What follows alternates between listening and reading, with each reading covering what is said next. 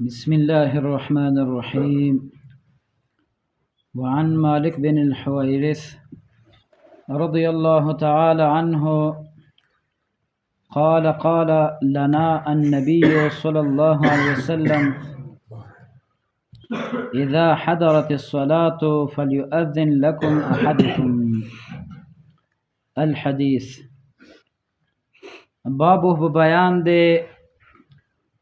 احکام د چا کې د اذان او د اقامت کې، یعنی دا بابم ډېر احادیث ذکر کړل او ډېر احکام پکې ذکر شول. نن بعض نور احادیث راوړي چې د اذان او د اقامت متعلق خبرې دي او دغه احکام به بیان شي.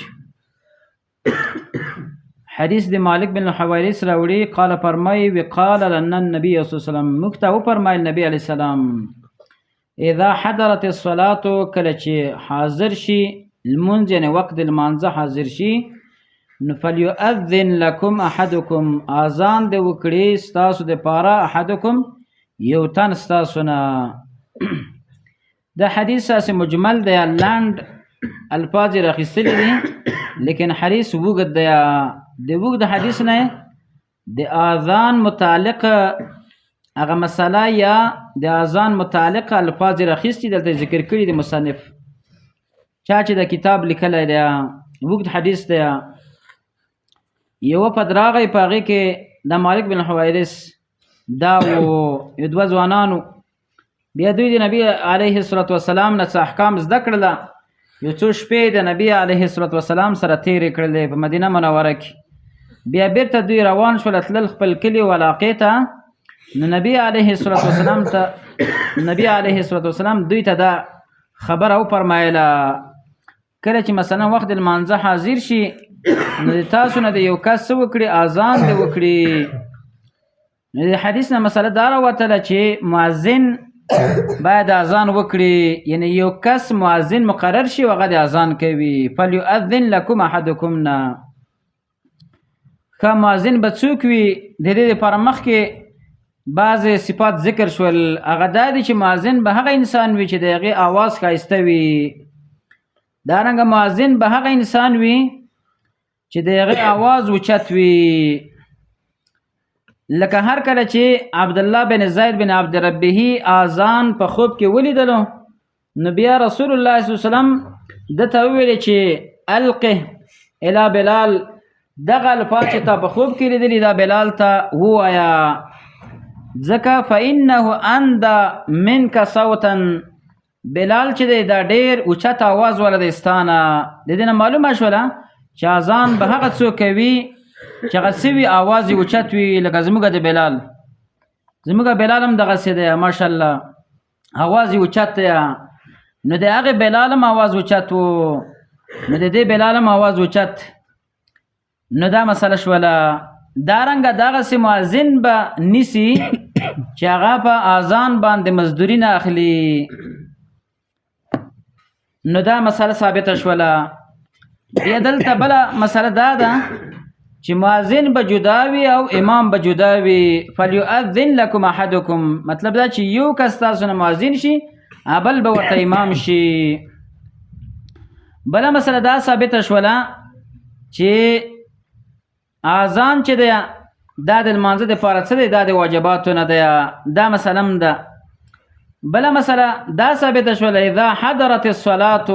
د دې نه دا معلومیږي کله چې وخت داخل شي نو بیا به اذان کوي. د وخت نه مخکې اذان کول دا څه دي؟ دا صحیح نه دي. یعنی مطلب دا چې وخت نه وي داخل شوی، سړی په 11 بجې د ماسپښین اواز کوي، هغه کوي اذان کوي، یا مثلا د مازدیګر وخت نه دی داخل شوی سړی اذان کوي، نه هغه وخت کې به کېږي چې وخت داخل شي. اذا حضرت الصلاة نه دا معلومه شوله. بل حدیث راوړي، وعن جابر رضی الله تعالی عنه ان رسول الله صلی الله علیه وسلم، چې نبی علیہ السلام فرمایلی دی، لبلال قال لبلال، وی فرمایل بلال ته، اذا اذنت فترسل، کله چې ته اذان کوي، فترسل نو ته قرار قرار اذان وکړه، آهسته آهسته اذان وکړه. و اذا قمت، کله چې ته اقامت کوي، فحضر نو تیز هغه وکړه، په جلتۍ سره، په تیزۍ سره. حضر کوم هغه ته ویلی شي تلاوت ته ویلی شي لکه د قاریانو په اصطلاح کې یو قرات د حدر دی نو فحدر معنا دا ده چې تیز تیز ووایه زر زر ووایه وجعل وګرځوه بین اذانک په منځ د اذان ستا کې و اقامتک او په مابین د اذان او د اقامت ستا کې مقدار ما یفرغ الاکل من اکله په اندازه د هغه چې فارغه کیږي الاکل خوړونکی من اکله د خوراک نه د دې حدیث نه یوه مسله دا ثابته شوله چې اذان به سړی څه کوي سوکه سوکه به وایي آهسته آهسته قرار قرار باندې به اذان کوي دا یوه مسله شوله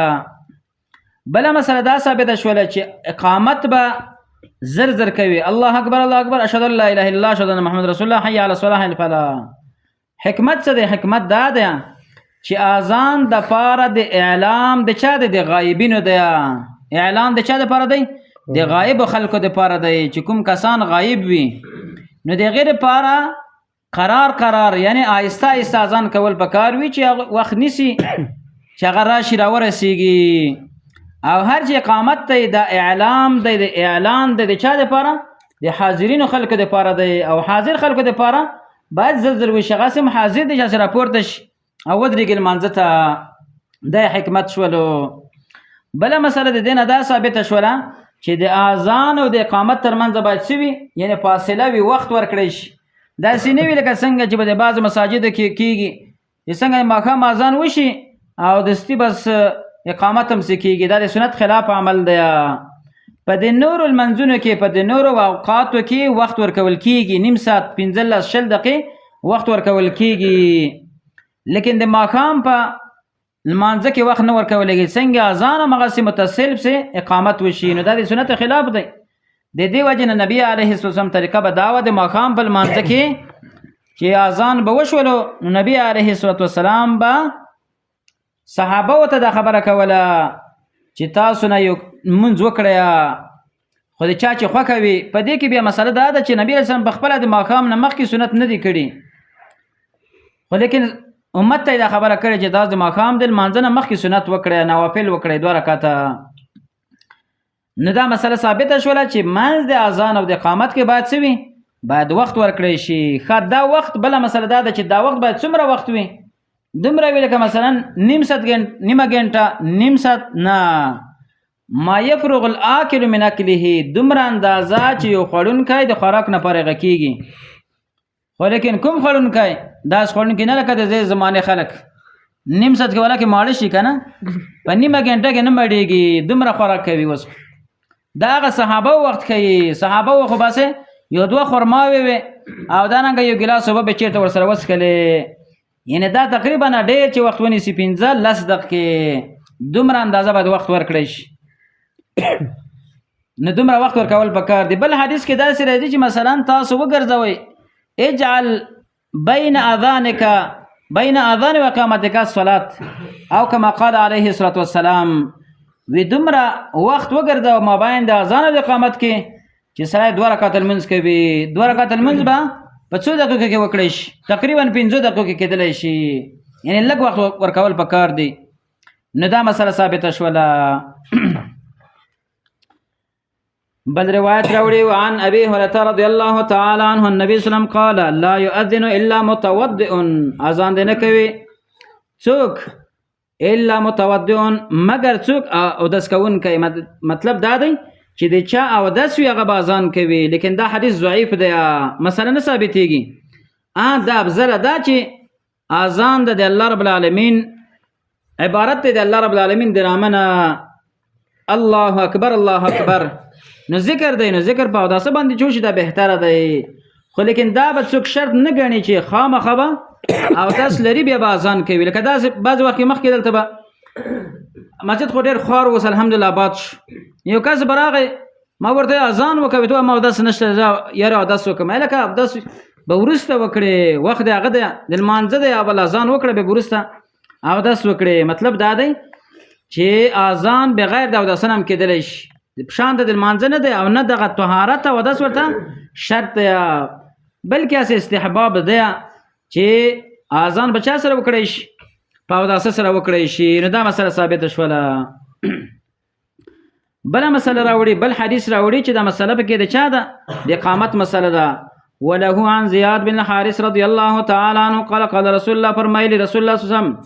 ومن اذن فهو يقيم چا اذان کله غو اقامتم کوي دا بل مسله ده. په دې باندې د خلکو سوي دلته جنجال یو بل ته برک سره ګوري چې دا اذان دی ولو اقامت دی ولو وکړو، لیکن دا خبره یاد لرئ من اذن فهو يقيم چا اذان کله غو اقامت کوي. شیخ البانی رحم الله فرمایي چې دا حدیث ضعیف دی، لیکن نور علماء دا حدیث حسن کړی دی. حسن دی نو د دې نه مسله دا راوتله چې اقامت به هغه څوک کوي چې اذان کړی دی،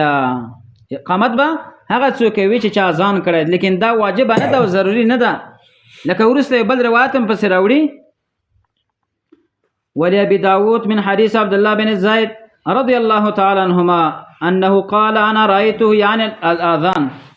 ما اذان ولدلو عبد الله بن زيد بن عبد ربه